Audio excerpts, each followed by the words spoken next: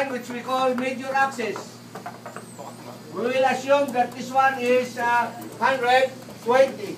Then this is a bisector. The lines are bisectors of each other. So it means this will be at the midpoint and this will be 70. So if this is 60, 70 is about that. So okay. That will be 70. Okay. What is the next step? Draw a diagonal. Tip to tip. Extend this one. Draw an arc. Like that. Of course, this is the center. Do you have to ask where? Alangan naman ito. Alangan yan. Now that you have this arc, you draw the arc there as your this one. Ladies and gentlemen, we are after this line. We will bisect that line. And to make it more accurate, we make the arc larger. Up to there. Okay?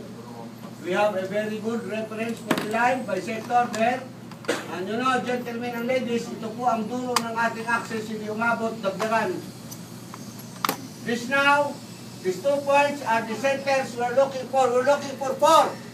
Now, where is the other one and the other one? Measure that, there, there. That's the other one. Measure that, there.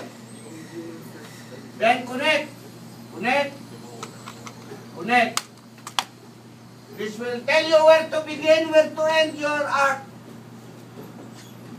That is where the arc will pass through. So that is the arc. There. So there's a reason for this, to tell you where to begin. Yun ang tanong sa love story theme song.